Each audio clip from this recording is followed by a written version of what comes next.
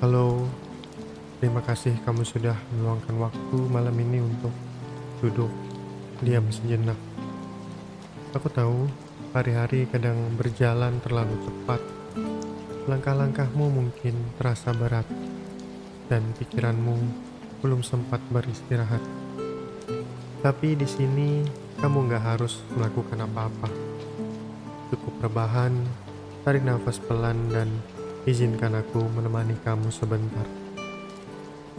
Malam ini aku ingin membacakan sebuah cerita yang judulnya Waktu yang Luruh dalam Detik Diam. Cerita ini datang dari sebuah sudut tua di Praha di tahun 1890-an. Sebuah masa di mana jam-jam dinding masih berdetak pelan dan waktu berjalan lambat seolah tidak tergesa-gesa. Kalau kamu suka cerita-cerita kayak gini yang lembut, puitis, dan menemani kamu pelan-pelan sampai tidur, boleh banget klik like dan subscribe ya. Biar aku bisa terus menemani kamu malam demi malam dengan suara yang sama dan cerita yang damai. Di ujung jalan berbatu yang nyaris selalu basah karena kabut pagi, ada sebuah toko kecil dengan jendela bundar. Toko itu berdiri seolah lupa pada usia. Dindingnya mengelupas lembut seperti kulit surat lama yang disimpan terlalu lama dalam laci kayu. Di atas pintunya tergantung papan logam yang berderit pelan saat angin melintas. Pemiliknya adalah seorang pria tua yang rambutnya berubah serupa benang perak. Setiap pagi ia membuka tirai dengan perlahan. Suara kain yang bergesekan dengan batang besi itu seperti detik pertama dari harinya. Tak pernah tergesa, seolah tak ada kereta yang harus dikejar. Tak ada waktu yang perlu ditaklukkan. Di dalam toko, aroma logam tua dan minyak pelumas bercampur halus dengan wangi kopi hitam yang selalu ia seduh pukul 8 tepat. Gelasnya diletakkan di samping meja kerja, di antara tumpukan roda gigi kecil dan jarum-jarum jam dari ratusan masa. Ia tidak pernah menyentuh kopinya sebelum embunnya menghilang, katanya, biar ia ikut mendingin bersama waktu.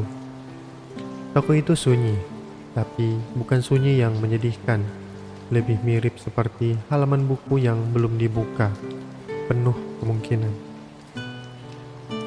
Dindingnya dipenuhi jam dinding, masing-masing berdetak dengan kepribadian sendiri. Ada yang ceria dengan suara nyaring, ada yang tenang seperti bisikan doa. Bila kau berdiri cukup lama di sana, kau bisa merasakan detik-detik itu seperti sedang berbicara satu sama lain. Setiap jam yang datang untuk diperbaiki, dibungkus dengan cerita, entah dari seseorang pemuda yang mewarisi arloji kakeknya atau seorang ibu yang menyimpan waktu dari hari pernikahannya. Tapi sang penjaga tak pernah bertanya, ia hanya menerima, membuka perlahan casing perak atau kayu tua, lalu mendengarkan, bukan pada kata-kata, tapi pada diamnya mesin. Tangannya sudah keriput, tapi setiap gerakannya tepat dan lembut. Ia memutar sekrup kecil seperti seorang penenun menyulam bisikan. Kadang ia menunduk sangat lama hanya untuk mendengarkan detik yang nyaris padam. Dalam kesunyian itu, ia percaya bahwa setiap jam memiliki hati, dan tugasnya bukan hanya memperbaiki waktu, tapi juga mendamaikannya. Di luar, Praha perlahan diselimuti langit mendung perakan. Gerimis jatuh tanpa suara di atas atap-atap runcing dan gang-gang sempit. Tapi dalam toko jam itu, dunia terasa utuh. Tak ada yang harus dikejar, tak ada yang harus ditinggalkan. Hanya waktu yang bernafas perlahan dalam ritme yang menenangkan. Sesekali ia menatap keluar jendela sambil memutar arloji kecil dengan obeng mungil. Sorot matanya tak mencari apa-apa. Ia hanya menikmati detik-detik yang mengalir seperti air tenang. Dalam diam itu, tak ada yang sia-sia. Bahkan waktu yang rusak pun punya makna kalau diperbaiki dengan sabar. Dan seperti itu, hari-hari berlalu dengan ketukan jam dan keheningan yang tak pernah terburu-buru. Seperti malam ini, saat kamu duduk diam dan membiarkan semuanya meluruh dalam detik yang tenang. Jam-jam di dinding masih berdetak seperti nafas panjang yang tak pernah putus. Mereka tak pernah beradu suara, hanya bersahutan seperti ombak kecil yang menyentuh tepi pasir. Di sudut toko itu, si penjaga waktu menyalakan kembali lampu minyak kecilnya. Cahayanya kekuningan, hangat, dan bergoyang pelan, menari di dinding batu yang dingin. Di meja kerjanya, roda-roda logam kecil berkilau samar, seperti terpih kenangan yang belum selesai dirakit. Tiap pagi, sebelum membuka toko, ia akan menyapu lantai yang sudah mengeluarkan bunyi lirih. Bukan karena kotor, tapi karena ia suka suara lembut dari sapu jerami yang menyapu pagi. Setelah itu, ia akan menuangkan air ke dalam ketel tembaga dan menunggu hingga uapnya naik perlahan. Suara air yang mendidih terasa seperti sapaan halus, tanda bahwa hari sudah mulai bergerak. Ketika aroma kopi menyebar, bercampur dengan embun yang masuk dari sela jendela, ruangan itu terasa seperti pelukan diam. Di rak paling atas ada sebuah jam kantong tua yang tidak pernah dijual atau diperbaiki. Ia menyimpannya di sana seperti seseorang menyimpan surat cinta lama yang tak pernah dikirim. Kadang tangannya akan menyentuhnya sebentar, lalu diam, seolah membiarkan kenangan mengalir dalam diam. Ia tak pernah menceritakan dari mana jam itu datang, tapi caranya memandang seperti seseorang yang sedang melihat masa lalu yang tak ingin diubah. Hari-hari berlalu dalam pola yang damai. Ia menyalakan pemanas arang di bawah meja saat musim dingin datang, dan sesekali menjemur lap meja di bawah sinar matahari musim gugur. Kucing jalanan sering duduk di depan pintunya, menikmati kehangatan dari celah-celah jendela yang beruap. Ia tidak memelihara kucing itu, tapi kucing itu juga tidak pernah pergi. Mungkin mereka saling memahami, dua makhluk yang tidak membutuhkan banyak hal, cukup waktu dan kesunyian. Ketika salju turun, langkah-langkah di jalanan menjadi lebih pelan. Dunia di luar toko jam seolah berjalan seperti arloji tua yang sedang mengatur ulang detiknya. Ia akan duduk di bangku kayu sambil memandangi butiran salju yang jatuh seperti pasir di dalam jam pasir. Waktu terasa cair, tidak terukur, tidak ada tanggal merah atau Senin pagi, hanya putaran jarum jam yang seperti berdansa dalam lingkarannya sendiri.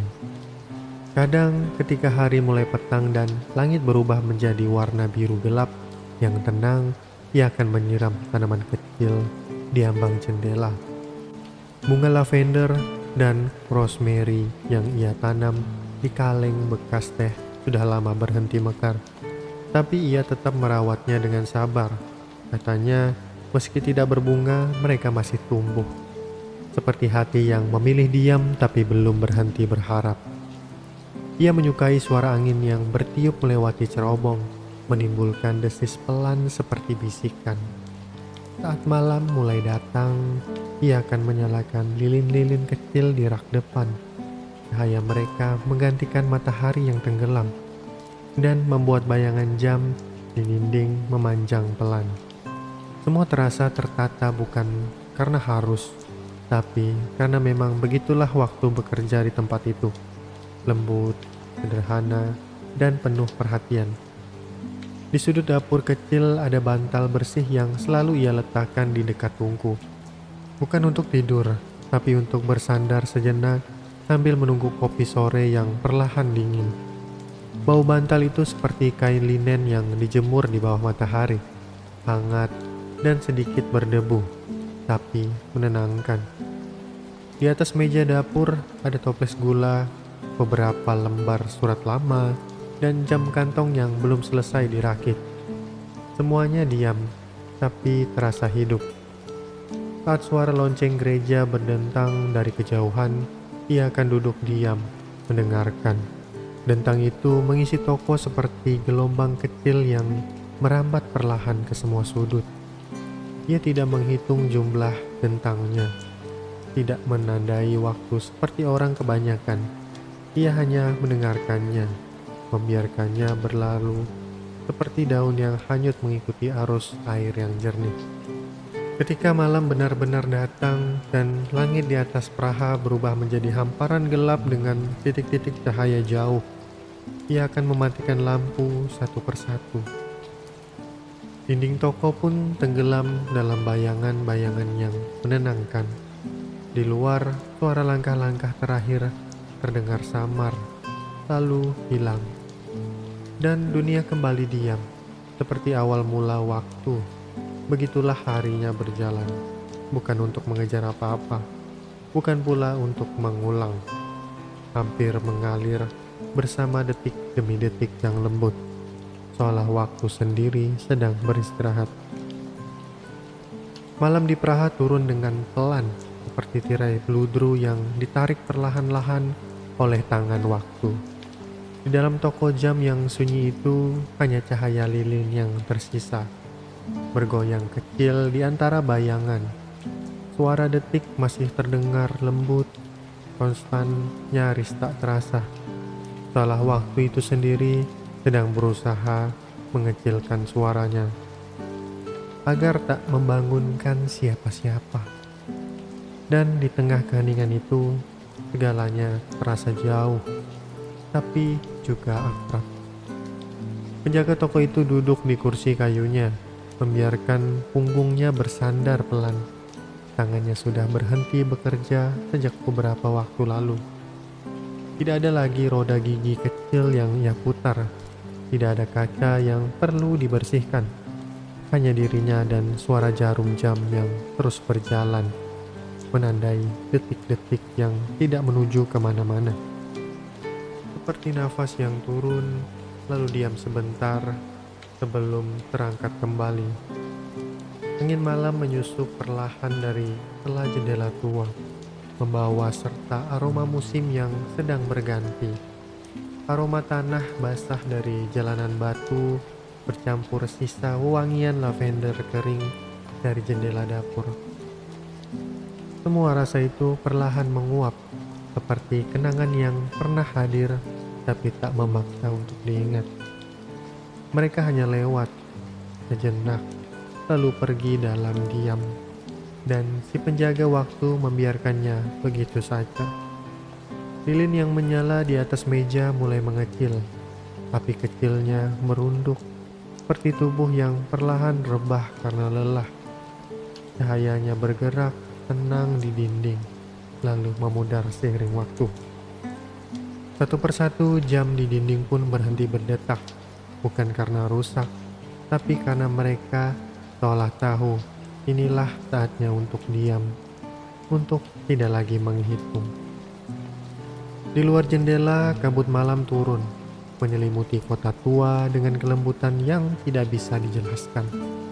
Semua bentuk berubah samar, langit berwarna abu tua, dan bintang-bintang terasa lebih jauh dari biasanya.